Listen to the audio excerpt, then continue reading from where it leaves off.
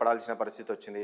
అధికార మంచుల్లో ఉన్న BJP party ఒక్కసారి ఎందుకు కింద పడ్డది తెలంగాణలో? ఇప్పుడు ఒకటండి, నాకు కూడా ఒక యాంకర్ అనుకో, నాకు మంచి టాప్ ఛానల్లో పనిచేయాలని ఉంటుంది ఇండియాలో.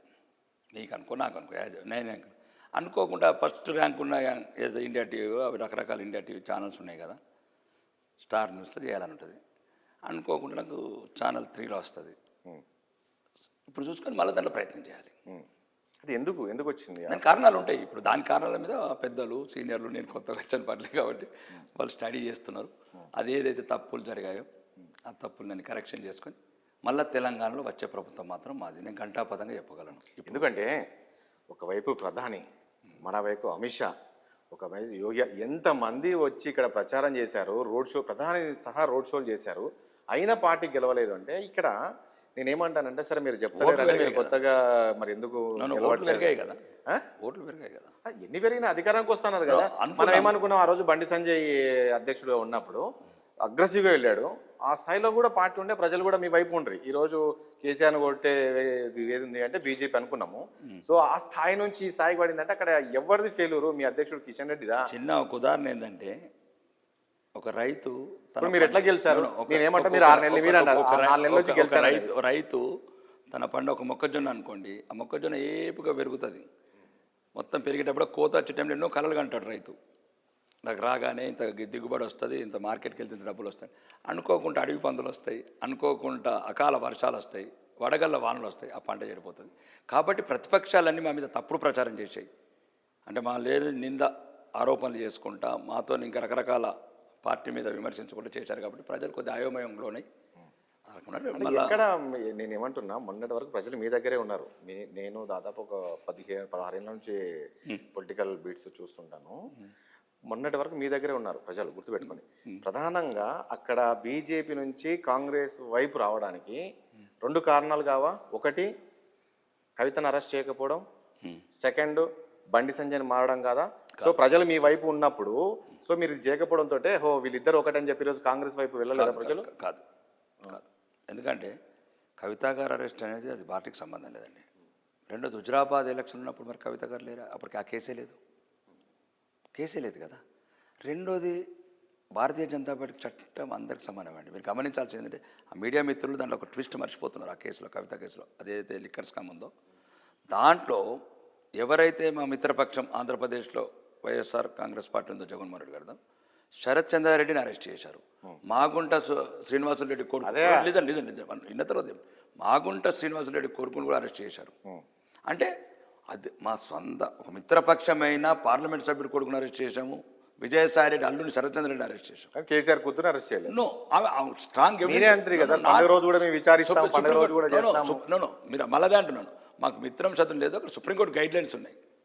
సుప్రీంకోర్టు గైడ్ లైన్స్ ఇంకా స్ట్రాంగ్ ఎవిడెన్సెస్ ఎస్టాబ్లిష్ కావాలండి. అంత ఈజీగా మనం మీడియా ఛానళ్ళలో కూర్చొని మాట్లాడినట్లు ఉండదు. వాళ్ళు స్పెషల్ పర్మిషన్లో కొన్ని ఎస్టాబ్లిష్ చేయాలి డిపార్ట్మెంటు.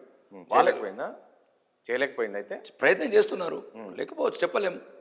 దానికి టైం పడుతుండొచ్చు. ఇప్పుడు రాజేష్ గారి నుంచి ఇన్ఫర్మేషన్ తీసుకోవాలి. రాజేష్ గారు అవైలబుల్ లేరు, రాజేష్ గారు సరైన ఆన్సర్స్ ఇవ్వట్లేదు. Will take time. What is wrong?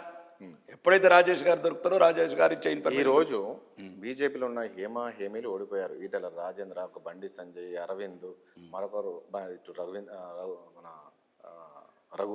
Raghunandan. So ఇలాంటి వాళ్ళందరూ కూడా ఓడిపోయారు. రేపు ఏంటి బీజేపీకి, రేపు మీకు పార్లమెంట్ ఎన్నికలు అనేది ఒక పెద్ద సవాల్గా ఉంది. ఎలా ముందుకెళ్తుంది? మీ పార్టీకి పెద్దదికి ఎవరు ఇప్పుడు అంటే ఏం చెప్తారు? మొన్నటి ఓటమిలో ఇప్పుడు ఎవరు కిషన్ రెడ్డి ఉన్నాక ఈ ఓటమి పాలైపోయింది పార్టీ.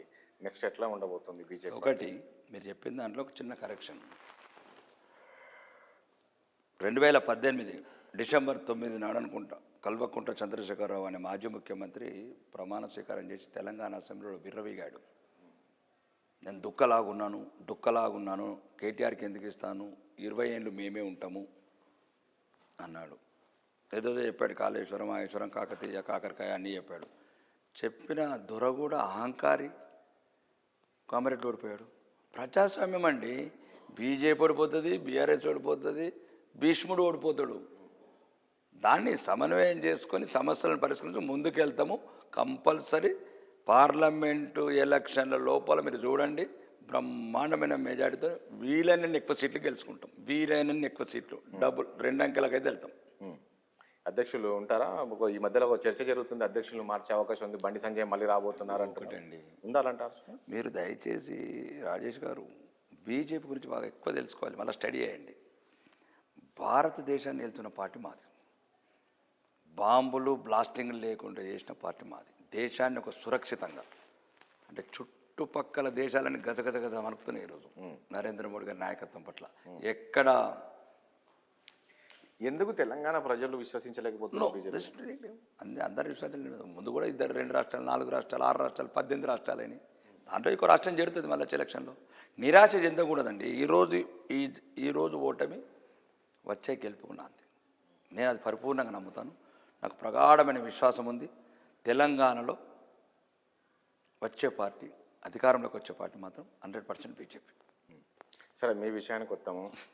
మీ పైన కూడా ఆరోపణలు వచ్చాయి, కొన్ని వాస్తవేనా? మీ పైన కూడా కేసులు ఉన్నాయి చెప్పాను కదా, ఏమేం కేసులు ఉన్నాయి? ఎలక్షన్ ఒకటే కేసు ఉన్నది ప్రపంచంలో ఉన్నది. జైలుకి వెళ్ళొచ్చారా మీరు కూడా? జైలుకి వెళ్ళొచ్చారా? తప్పుడు కేసు పెట్టారు. వెళ్ళొచ్చారా? ఎక్కడ? నంద్యాల జైలుకి వెళ్ళొచ్చు. ఏ ఇయర్లో? మొన్ననే 2021లో. అంటే ఏ అంశం మీద వెళ్ళొచ్చారు? వాళ్ళు తప్పుడు కేసు పెట్టారు అధికారులు. నన్ను ఎయిర్పోర్ట్లో అరెస్ట్ చేశారు. అది రకరకాల ఇన్వెస్టిగేషన్, ఛార్జ్షీట్ కూడా సబ్మిట్ అయింది 1.5 year కిందని. ఛార్జ్షీట్లో కూడా ఏం లేదు. ఆ సిస్టమ్ మీద ఆంధ్రప్రదేశ్ ముఖ్యమంత్రి గారిని కూడా కలిశాను. ఆ కేసు అదే రెడ్ గోల్డ్ ఆపేయడానికి ఒక అక్రమ కేసు పెట్టారు. ఆర్మూర్ ప్రజలకు ఇచ్చిన హామీలు ఎప్పటివరకు? 100%. ఆర్మూర్కి ఇచ్చిన ఇవే కదండి. అదే 1 yearలో మా ఇల్లు స్టార్ట్ చేస్తాం. 1 year కూడా కావచ్చు. థ్యాంక్ యూ అండి రాకేష్ రెడ్డి గారు, ఆల్ ద బెస్ట్.